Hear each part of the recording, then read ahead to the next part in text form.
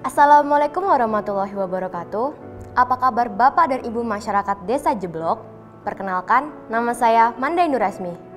Dalam rangka kegiatan pengabdian masyarakat jurusan Manajemen Fakultas Bisnis dan Ekonomika Universitas Islam Indonesia tahun 2020, dalam video ini kita mencoba merespon pertanyaan-pertanyaan yang telah Bapak dan Ibu sampaikan kepada kami mengenai topik peningkatan potensi usaha dan ekonomi para ibu dan kaum wanita yang akan disampaikan oleh Ibu Suhartini dan Ibu Andriastuti Suratman.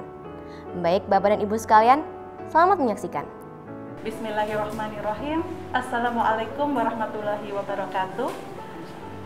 Alhamdulillahirrabbilalamin. Bagaimana kabar Bapak Ibu semuanya? Ibu sehat? Alhamdulillah, Bu Andri. Ya. Pagi saya sangat merasa luar biasa sekali di hari ini. Pada kesempatan kali ini kami berdua, perkenalkan saya Andriastuti Suratman dan Ibu Saya Suhartini. Kami akan berbagi tips tentang bagaimana upaya peningkatan potensi usaha dan ekonomi para perempuan. Ada 4 poin besar yang akan kami sampaikan. Yang pertama adalah kompleksitas peran dan tanggung jawab perempuan. Yang kedua adalah langkah-langkah apa saja untuk menentukan potensi diri.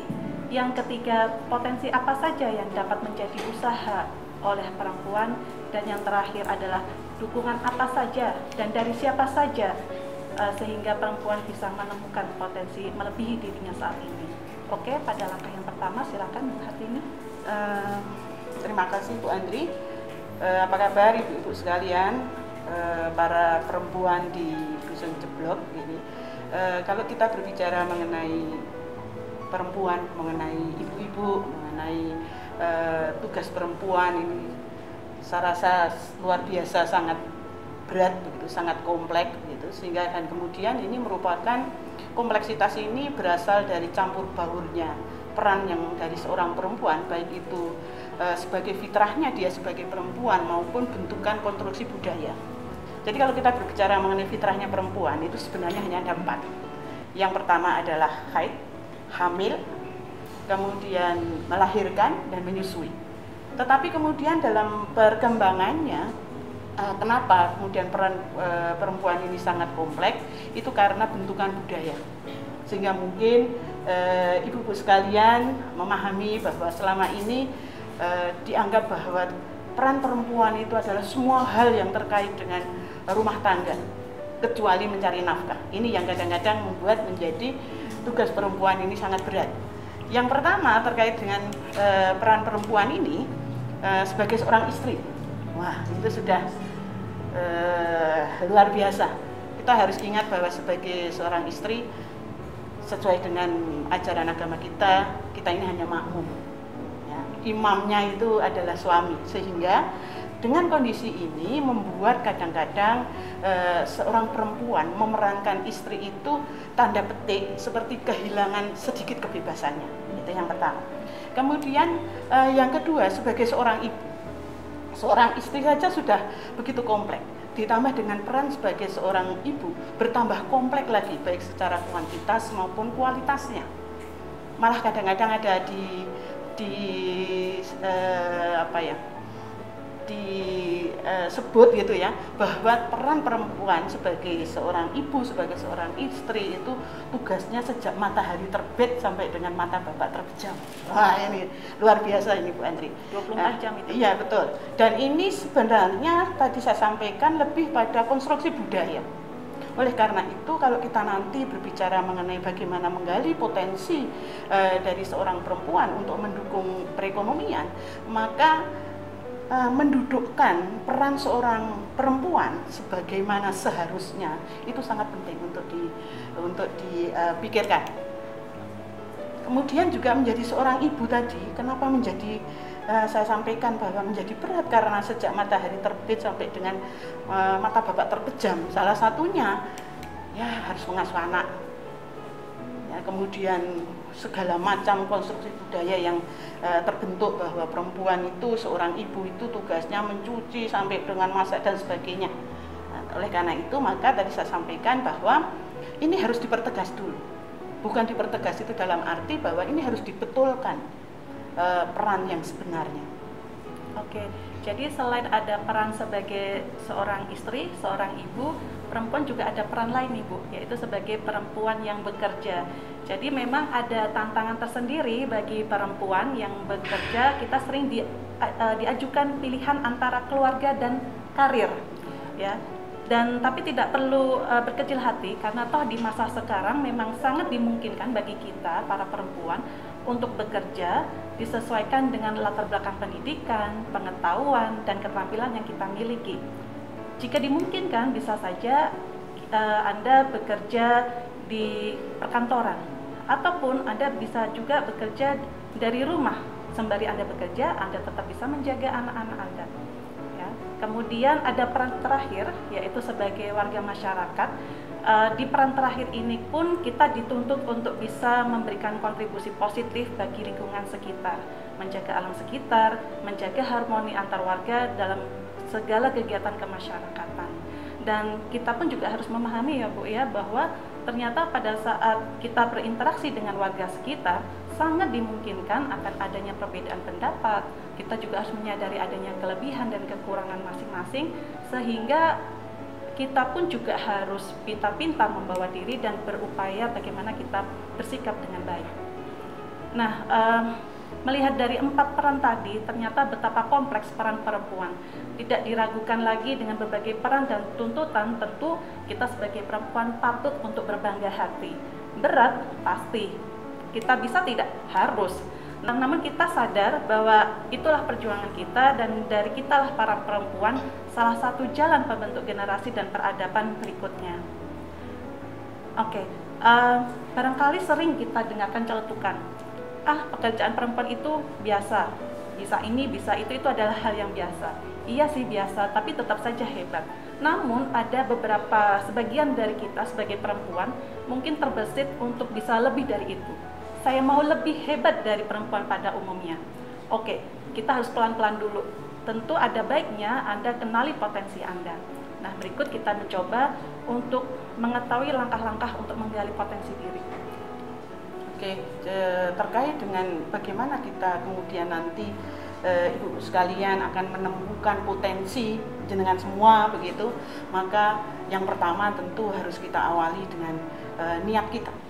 Jadi innamal a'malu binniyat, sehingga segala sesuatunya itu harus kita awali dengan niat, dengan suatu nanti menetapkan, misalkan membuat suatu keputusan bahwa kita memang ingin melakukan sesuatu yang bermanfaat, sesuatu yang nanti bisa akan menambah secara perekonomian, meningkatkan kondisi perekonomian dari keluarga dan sebagainya. Jadi nomor 1 adalah kita harus berani untuk membuat keputusan bahwa kita akan melakukan sesuatu, bahwa kita akan bergerak maju, bahwa kita akan berusaha menjadi lebih baik. Kemudian yang kedua adalah kita harus mengenali diri kita, sendiri. Ya, mulai dari itu tadi, potensi dari ujung kepala sampai ujung kaki, kelemahan kita, kekuatan kita, dan sebagainya. Iya, jadi seperti yang sudah disampaikan di awal bahwa peran yang kompleks itu kita bisa terlibat, memungkinkan kita untuk melibatkan diri dengan berbagai aktivitas. Jadi kita bisa mengenali potensi yang ada di kehidupan kita sehari-hari, mulai dari istri tadi, menjalankan tugas-tugas rumah tangga, menjaga anak, menjadi perempuan pekerja, apapun itu. Hingga pada akhirnya kita menyadari bahwa ternyata para ibu-ibu ini memiliki banyak bakat. Kita bisa multitasking, artinya apa? Bahwa bahkan kita dalam satu hari itu bisa melakukan banyak hal. Kemudian yang ketiga, yang juga harus kita lakukan, kita sadari adalah menyingkirkan rasa takut untuk akan gagal. Jadi gagal itu hal yang biasa. Gagal itu adalah suatu kesuksesan yang tertunda. Jadi jangan takut untuk mencoba. Gitu. Kita semua sama-sama dibekali oleh Allah 24 jam. Tidak ada yang lebih, tidak ada yang kurang. Jadi kalau orang lain bisa, insya Allah kita juga bisa. Kemudian juga terkait dengan yang keempat adalah tadi kita harus menetapkan tujuan kita. Jadi kita ini akan melakukan sesuatu itu tujuannya apa? Tentu tujuan ini harus kita buat berdasarkan kekuatan dan kelemahan kita masing-masing.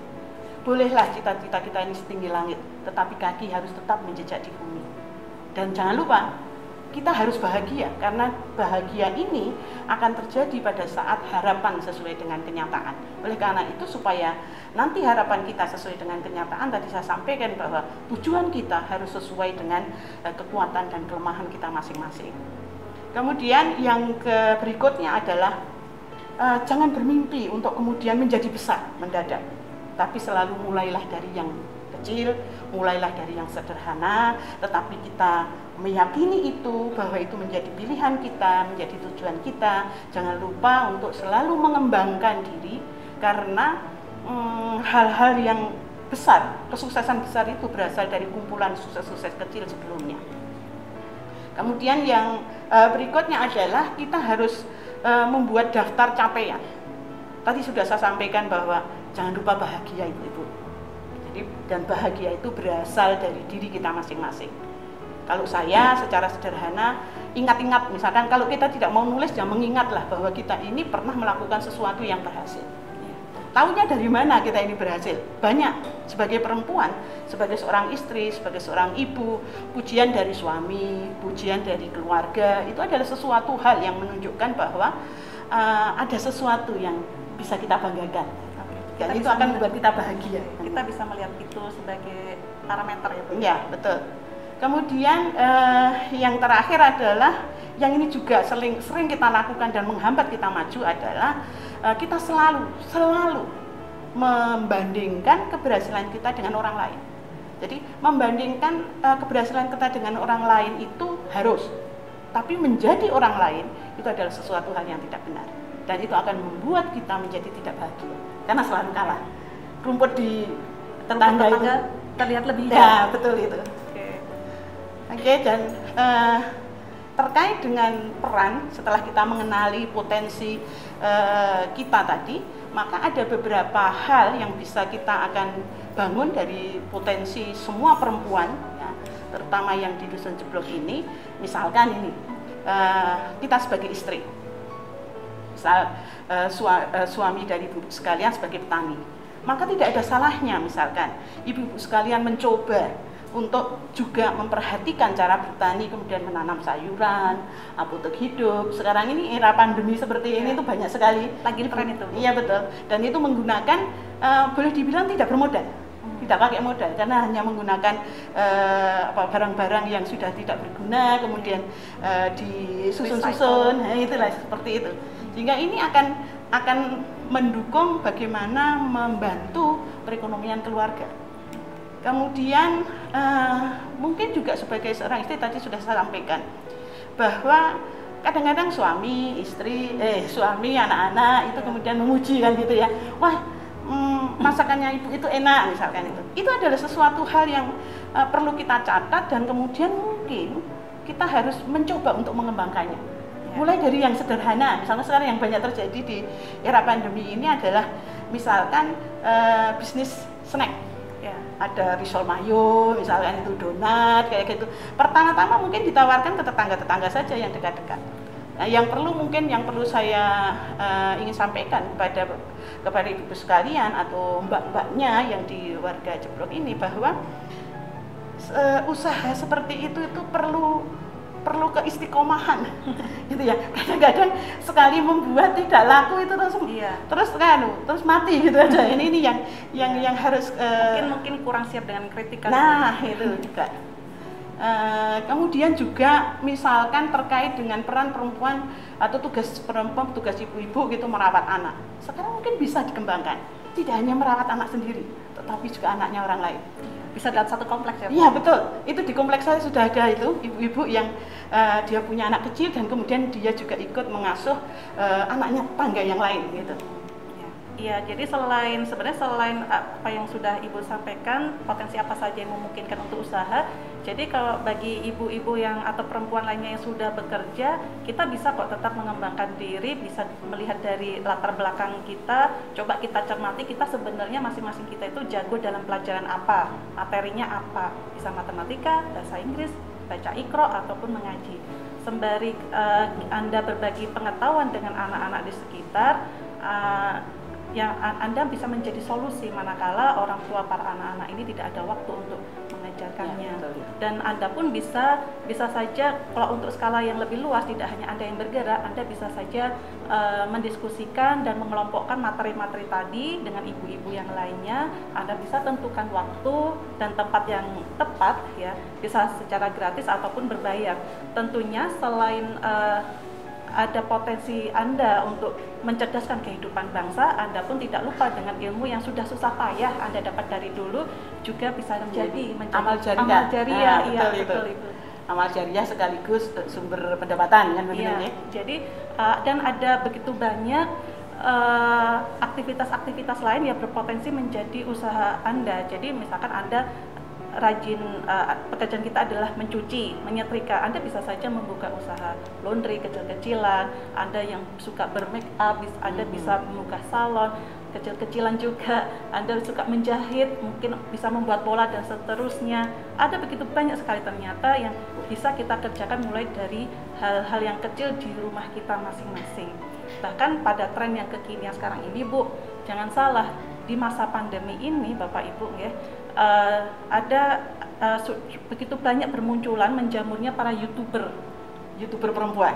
perempuan. Jadi apapun aktivitas yang ibu-ibu lakukan bisa di-share. Pada saat memasak, di video, pada saat kita jalan-jalan di kompleks saja bisa jadi suatu cerita. Jadi apapun yang ada di sekitar kita itu sangat besar potensinya untuk bisa kita sharekan, bisa kita jadikan peluang usaha di masa mendatang.